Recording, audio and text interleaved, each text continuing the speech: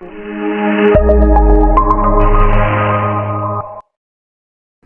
to today's lecture. The topic for today is methods of health approach. Now, when you consider health approaches, how you are going to tell your concept to people, okay? So it could be either you're talking or you're teaching one particular individual, or it could be you're teaching or spreading awareness to an entire group. So this is the most effective way of educating a community. So a sustainable medium should be selected based on the group targeted, okay? So there are different ways in which you can educate the population or educate an individual. So let's look at individually. So the first is chalk and talk. So chalk and talk, it's the most easiest method. A carefully prepared oral presentation of facts, organized thoughts and ideas by a qualified person. Chalk lends a visual component. This is nothing but basically you have a board, and with the help of a marker or a chalk, you just explain it, you write it and explain it, just how teachers teach the school students. So characteristic of a lecturer should have an opening statement which gives a theme of the lecture. Group should not be more than 30 people. The duration should not exceed 15 to 20 minutes and should be based on the topic of current interest. Okay, so if, for example, if the topic is based on brushing techniques, so the opening should be, you need to make sure that you're talking, the title should be the theme of the brushing technique. The people should not be more than 30 people and your lecture should not go beyond 20 minutes. Okay, and again, it should be based on the current interest. The next is symposium. So what we initially saw was chalk and talk method, just like a classroom of 30 students. The next you have symposium. Symposium is a series of speeches on selected topics.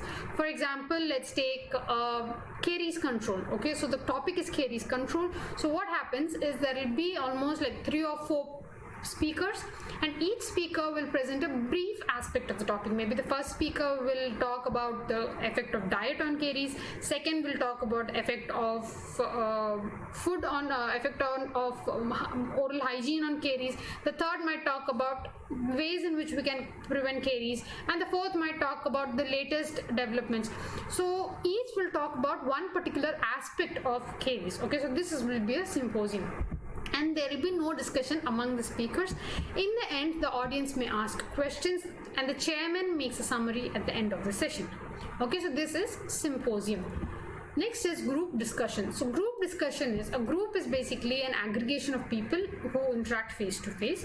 Process of identifying problems and finding solution collectively by the members of the group. An effective group should consist of 6 to 12 members. The participants are seated in a circle. There should be a group leader who initiates the subject, prevents side conversations, and there should be a recorder who prepares reports on the issue discussed and agreements reached. The major disadvantages, there could be an unequal participation, so some may be shy and some may be dominating. So group discussion, I'm sure you all must have done it at some point of your school life or college life.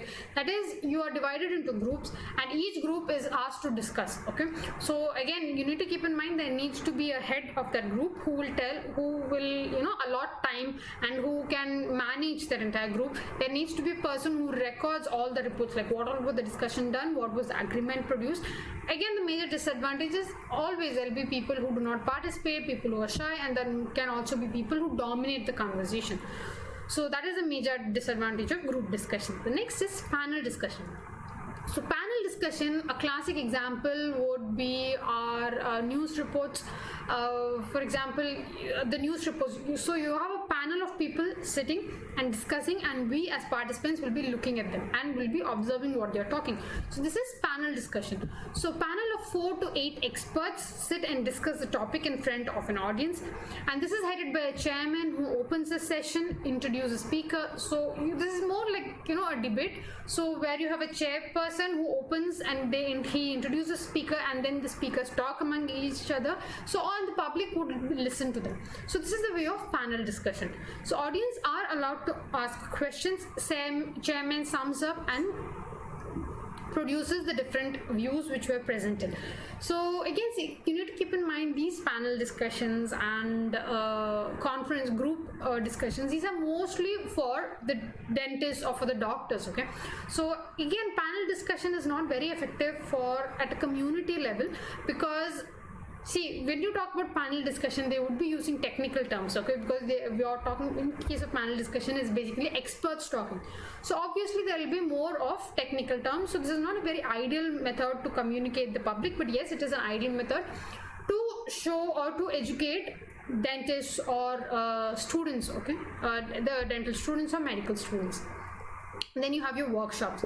So I'm sure you would all have attended some kind of workshop. It consists meeting with emphasis on individual work. So you have workshops for root canal treatment, you have workshops for some to use one particular, for maybe implant workshops. So all these workshops are to produce an additional training and to get a bit better hands-on. So total workshop is divided into small groups, and each group will select chairman and recorder. The individual work, solve a problem, contribute to group discussion, and leave workshops with a plan and action for the problem. The next is conferences and seminars. Conferences and seminars are, there will be a lot of lectures, okay, and the program ranges from half day to a week. So each day will have different speakers from different countries, different places. They'll give their they'll give their opinions. It'll be based on a single theme. For example, if it is an implant, okay, the topic is implant, so different speakers would come, they would present their cases, they would tell some aspects. Each speaker will talk about one particular aspect. Again, the duration could be a day to 1 week. Again, this is not for the general public, this is more for professionals. Next is role playing in sociodrama. Now this is for the public. So usually this group will consist of 20 to 25 people, and they'll produce a skit or they'll produce a drama or a role playing wherein it will be shown to the public, and then the main concept is, or the main aim is to give them a particular idea, okay. For example, it could be a drama to show how you need to go to the dentist as soon as you notice caries and not wait until the caries develops or it becomes a grossly decayed tooth, and then maybe you could put up a drama which shows that why prevention is better than cure. That is, as soon the earlier you go to the dentist, the better you can save the tooth. If you go at a very late stage, you'll have to extract, then the cost would increase. You'll have to place an implant or a bridge, which cost is much more higher as just doing a simple restoration. So there will be you can actually give a lot of messages through sociodramas and role playing. Again, this is targeted for the public, where you do not have to use technical terms, and just by showing, okay, or doing some kind of a drama, sociodrama, you'll be able to give your message. Audience should take part by suggesting alternative solutions and by taking part in the drama. Situation is dramatized to make communication more effective. It is followed by discussion of the problem. Puppet show used in villages is a type of sociodrama, and it's also, again, most important, can be even used to educate the children as well. And then you have demonstrations. So procedures carried out step by step in front of an audience. The method involves the audience in discussion, and has a high motivational value. The audience can carry out the procedure themselves with expert help. For example, an ideal way is brushing. So if you want to educate the population or educate a group of people for different brushing technique, you can demonstrate. You can ask them to come up and you can ask them to demonstrate it in front of their colleagues. So this is what demonstration is. Demonstration is also a very good technique. For example, especially for brushing technique, okay, oral hygiene techniques, okay, so demonstration can be used.